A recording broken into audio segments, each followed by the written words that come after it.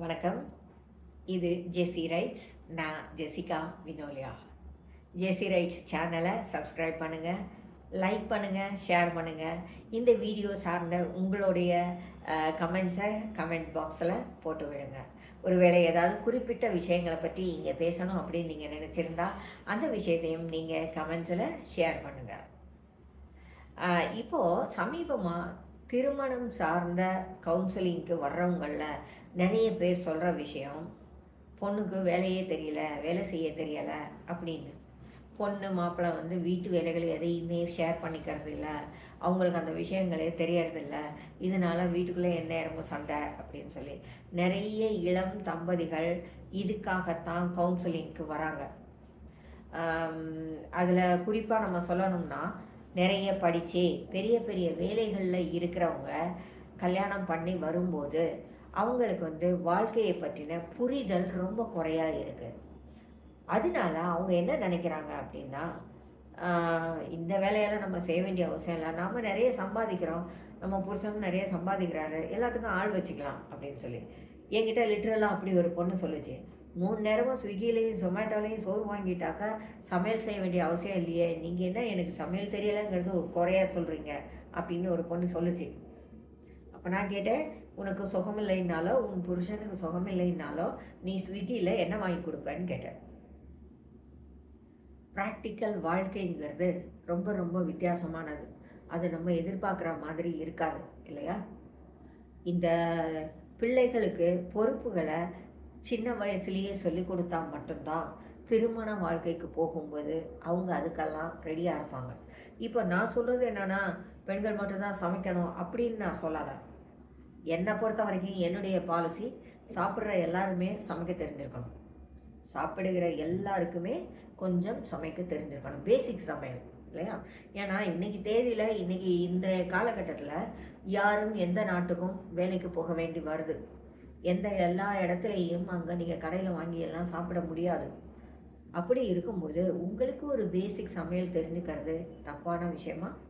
ரொம்ப அவசியம் இல்லையா? அவசியமான ஸ்கில்ஸில் அதுவும் ஒன்று. நீங்கள் இருக்கிற இடத்த சுத்தமாக வச்சுக்கிறது, உங்கள் துணிகளை சுத்தம் பண்ணிக்கிறது, உங்களுக்கு தேவையான விஷயங்களை நீங்கள் செஞ்சுக்கிறது, இது எல்லாமே இன்னைக்கு தேதியில் இளைஞர்களுக்கும் பெண்களுக்கும் கண்டிப்பாக தெரிஞ்சிருக்க வேண்டிய விஷயம். இதை பெண்கள் தான் செய்யணும், இதை ஆண்கள் தான் செய்யணும் அப்படின்னு சொல்லி எந்த வேலையையும் வகை பிரிக்காதீங்க. ஏன்னா எல்லாரும் எல்லா மாதிரியான வேலைகளையும் செய்ய வேண்டிய காலகட்டம் இது. சர்வசாதாரணமாக பெண்கள் நைட் டியூட்டிக்கு போகிறாங்க, சர்வசாதாரணமாக ஆண்கள் வெளியூருக்கு வேலைக்கு போயிடுறாங்க. அப்போ அந்த வீடுகளில் எல்லாம் என்ன ஆகுது? அவங்க செய்ய வேண்டிய வேலைகளை அவங்க பார்ட்னர் தான் செய்ய வேண்டி வருது இல்லையா? ஸோ எவ்வளவு பணம் வந்தாலும் இந்த பேசிக் ஸ்கில்ஸ்ன்னு கொஞ்சம் கண்டிப்பாக தெரிஞ்சிருக்கணும். இதை பிள்ளைகளுக்கு படிப்போடு சேர்த்து சொல்லிக் கொடுங்க. தயவு செஞ்சு பேரண்ட்ஸ் இதை நீங்கள் கண்டிப்பாக சொல்லிக் கொடுங்க. ஏன்னா படிக்கிற காலம் முழுசும் பாடத்தில் கான்சென்ட்ரேட் பண்ண பிள்ளைகளை சொல்லிக் கொடுக்குறோம். ஃபஸ்ட்டு மார்க் வாங்க, ஃபஸ்ட்டு மார்க் வாங்க, ரேங்க் வாங்க, இதைத்தான் நம்ம சொல்கிறோமே ஒழிய, அந்த பிள்ளை போட்ட ட்ரெஸ்ஸை அதே இடத்துல கழட்டி போட்டு போகுது, சாப்பிட்ட தட்டை அங்கேயே வச்சுட்டு போகுது, இதையெல்லாம் ஒரு குறையாக நம்ம நினச்சதே கிடையாது.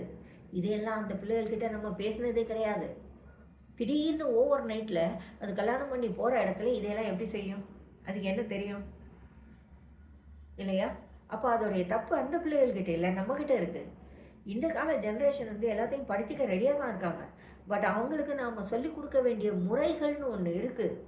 அதை நம்ம கரெக்டாக சொல்லிக் கொடுப்போமா இருந்தால் அவங்க கண்டிப்பாக அதுக்கும் தயாராகிடுவாங்க. ஒரு வீடுன்னு இருந்தால் இவ்வளவு பொறுப்புகள் இருக்குது, ஒரு வீடுன்னு இருந்தால் இவ்வளவு வேலைகள் இருக்குது, இது எல்லாமே சேர்ந்தது தான் வாழ்க்கை அப்படிங்கிறத நாம் சொல்லி கொடுக்கும்போது ஆணாக இருந்தாலும் சரி, பெண்ணாக இருந்தாலும் சரி, கண்டிப்பாக அவங்க படிப்பாங்க, படித்து தான் ஆகணும். அதை நாம் அவங்களுக்கு சொல்லணும். வாழ்க்கைங்கிறது சம்பளம் வாங்கிட்டு கடையில் சாப்பிட்டுட்டு ஊர் சுற்றுறது மட்டும் இல்லை. வீடு நிறைய வேலை இருக்கும். வீட்டுக்குள்ளே நாள் முழுசும் நீங்கள் வெளியில் இருந்தாலும் வீட்டுக்குள்ளே போகும்போது நீங்கள் தான் லைட்டை போடணும், நீங்கள் தான் ஃபேனை போடணும், நீங்கள் தான் பாத்திரம் கழுவணும் அல்லது ஆள் வச்சு பாத்திரம் கழுவணும். இந்த விஷயங்களை நீங்கள் தான் பிளான் பண்ணி செய்யணும். வீடுங்கிறது ஒரு கமிட்மெண்ட், வீடுங்கிறது ஒரு பொறுப்பு, குடும்பங்கிறது ஒரு மிகப்பெரிய பொறுப்பு. அதை இளைஞர்களுக்கு சொல்லிக் கொடுங்க. உங்கள் வீடுகளில் பிள்ளைகளுக்கு இதை சொல்லிக் கொடுங்க.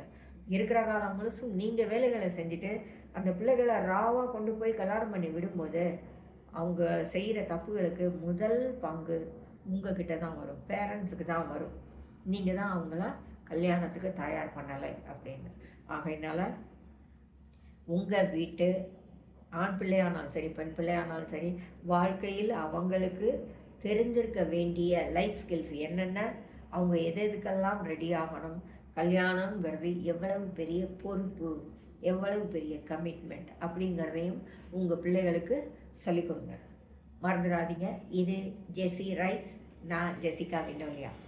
நாளைக்கு பார்க்கலாமா?